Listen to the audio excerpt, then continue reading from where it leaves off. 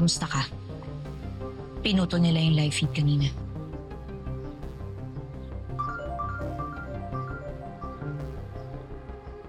Si Miss Velma. Ano naman kaya gusto nitong employee killer na to?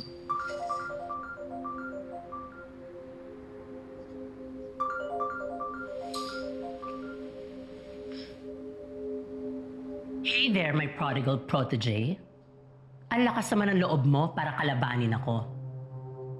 Ano ba talagang kailangan mo? I just want everyone to know the truth. And the truth will be your downfall.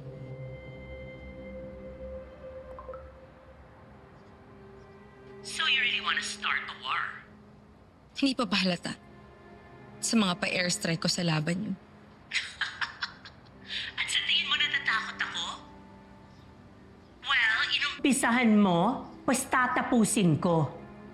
I will destroy you and that maputing tiyanak na si Lorene. And you know what? You better hide because I'm going to hunt you and take you down.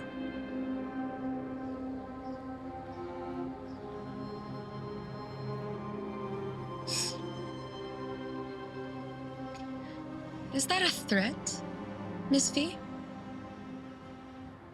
Ganyan mo din ba threaten si Helena bago mo siya ihulog sa building? Hindi ako may gawa nun. Nevertheless, you're the one that signed the contract and said to keep your mouth shut. So, you just breached it. So idedemanda mo ko. Because nanggaling na mismo sa'yo, Miss V. It'll open a can of worms. Shari, Whatever. I wholeheartedly accept the challenge.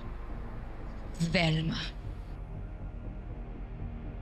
Mag-unahan na lang tayo magtulakan papuntang impyerno. Kung sino unang babagsak, talo. I will see you in hell. I won't. Mag-isa ka.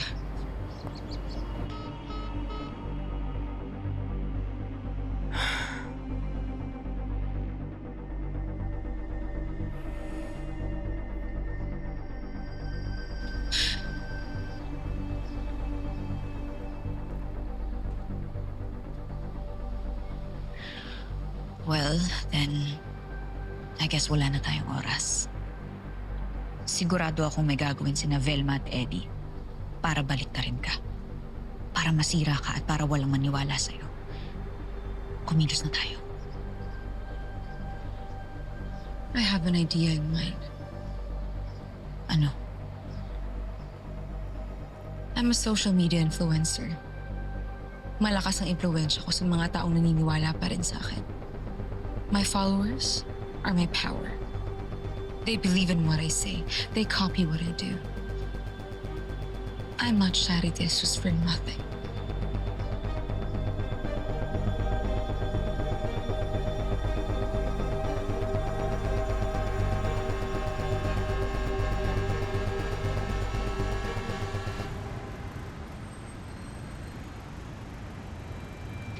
Sigurado ka na ba sa gagawin mo? Wala na akong maisip na ibang paraan na rin. Hindi na ako aatras. Tatapusin natin to hanggang dulo.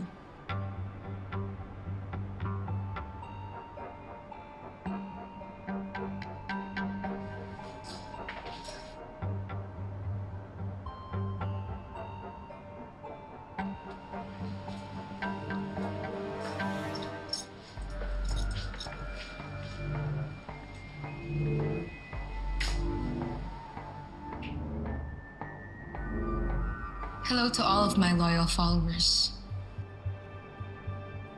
I'm here to finish what I started. I'm sure kumakalat na sa social media ngayon ang lahat na nangyari sa dapat na showdown namin ni Miss Velma. Pero hindi na ako natatakot na sabihin ang lahat na nalalaman ko. A few years ago, may pinalabas na namatay na isang empleyado sa Velma Beauty. dahil sa suicide. Baka po may alam kayo tungkol sa pagkamatay ng ate ko. You know, parang I think I remember something. Namatay yata siya dito mismo sa building na to. On her own volition.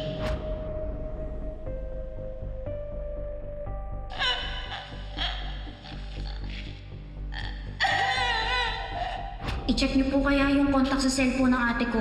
Baka may clue po doon kung sino pumatay sa kanya. Miss, walang pumatay sa ate mo. Paano niyo naman nalaman yan, sir? Hindi niyo naman chinik na maayos yung nangyari sa ate ko eh. Huwag naman kayong ganyan. May nag-uutos po ba sa inyo para hindi imbestigahan yung kaso ng ate ko? Investigasyon na mismo nagsabi na suicide ang kaso ng ate mo. At hindi magiging murder yon hanggat walang matibay na ebidensya. Totoo yan. Hindi totoo yan. Ang sabi mo, naging kaibigan mo ang ate ko. Ano ang alam mo sa pagkamatay mo? She killed herself. Hindi ba yun yung sabi sa report? Naniwala ka? Yes. Kasi yun yung totoo. Dahil yun ang sinabi sa'yo? O dahil yun ang sinasabi mo sa sarili mo dahil may pinagtatakpan ka? If we tell her now we know everything about her sister, it's going to open a can of worms.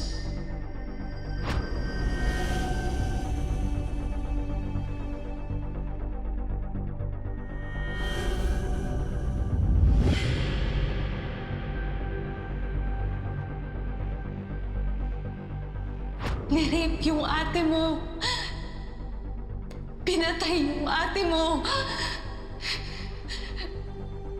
Alam ko.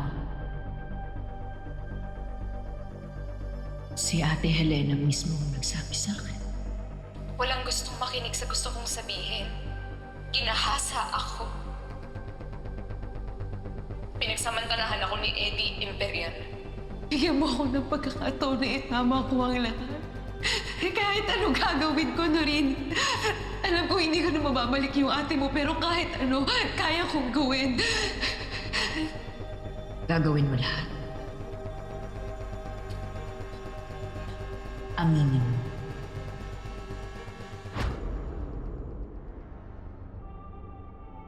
Hindi totoo yun. Hindi nagpakamatay si Helena Alfonso. Pinatay siya ni Velma Imperial. Imagine, a victim na nanghingi ng tulong, nagmakaawa. Pero instead na tulungan at nabayan siya, pinatay siya para lang maging malinis sa mga pangalan nila.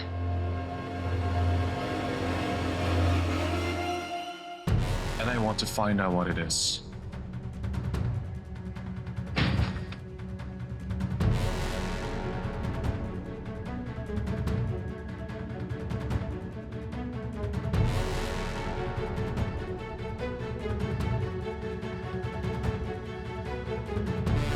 Boss, may problema tayo.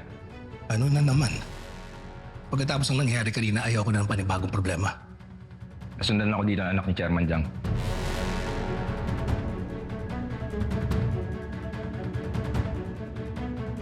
Kaya ang lakas ng loob ng Nurin na yan makipaglaban sa akin eh. Dahil sa Alex na yan eh. Gentlemen, If it isn't the man of the hour. It's now viral in social media. When your name was mentioned, kumonti ang tao dito sa Axis. Natatakot na baka that scandal finally exposes our little group. appetizers, gentlemen. Kung pwede lang patahimikin agad-agad ang mga yan. So what's your next move, Eddie? Wala na akong choice. Kailangan ko nang ilabas ang alas ko. I want someone to replace Velma as the new CEO. And I want that someone to be you. Inumaga na ako sa kakahintay sa'yo sa bahay. Hindi ka malang nagparamdam. Did you watch Shari's live stream? She's going to reopen the case of Helena. It's time, Eddie, that you do something about this.